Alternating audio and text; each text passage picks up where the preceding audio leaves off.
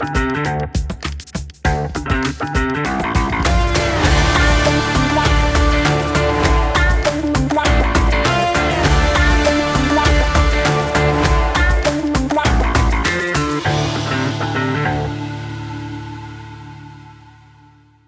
few points and we're going to get out of here. Sometimes we do a great job in church telling people how to be spiritual, but we don't do a great job telling them how to keep their flesh in check.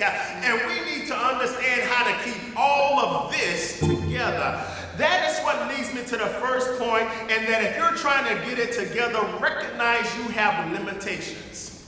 Write it down. I said it earlier, limitation. Paul literally said, read it, I don't understand what I do. For what I want to do, I do not. But what I hate, that is the thing I do. In the text, Paul is not declaring that he does not know better, but he appears to be stating that although I know, it seems like sometimes I end up mostly doing wrong. When you have recognized your limitations and decide to get covered, then you can recognize your potential. Recognize your potential. The potential in the text is actualized through Paul's understanding and explanation of the importance of the mind.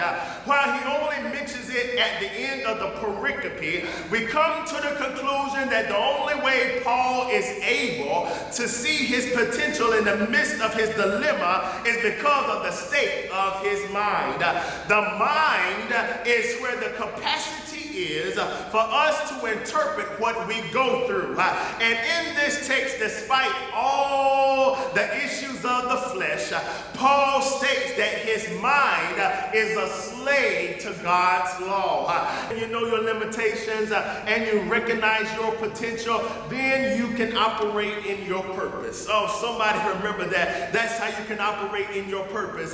This is how spirituality arrives within the human experience. Because when you operate in your purpose, you no longer operate or function based on what you see or what others say, but you're motivated by things of God that may not have even been revealed yet. People who live on purpose are people who operate on vision and not sight.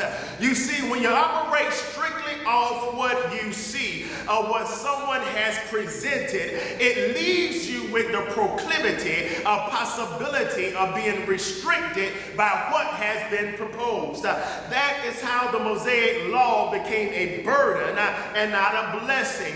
Because in the hands of man, law was twisted by what man could not do, which wielded restrictions when it was meant for deliverance. And the reason they didn't understand that Jesus came to fulfill the law and not destroy the law is because they only operated off what they could see and not what was promised. And instead of praising the Lord, they began to persecute him. And even when it looked like he was dead, we thank God what was purposed, and they couldn't see it yet.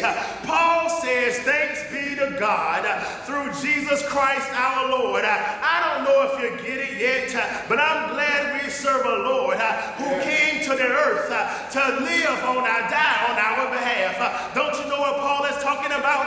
Because when you only operate by what you see, there wouldn't been celebration in the earth. But I'm glad I serve a God who sent his only begotten son, not only to hang and die on a cross for us, but I'm reminded 3 days later that he got up with the keys of hell and death in his hands. And because he lives, we got the victory. Am I talking to somebody on today that's operating off what they don't see, that's going by what God has promised? I'm going by vision. I can't see it yet, but I'm going to keep on walking. I may not be healed yet, but I'm going to declare my deliverance. I may not be out of it yet, but I know the Lord is going to make a way somehow. Is that somebody's testimony on the day that you thank God that Jesus lives? You may not have seen it for yourself, but if you ask me how I know he lives, I know he lives because he walks with me. He talks with me. He tells me I am his own. Is he walking with somebody on the day? Because you live past the cancer. You should have died 10 years ago, but you're still here. I don't know about you, but I'm so glad that Jesus lives.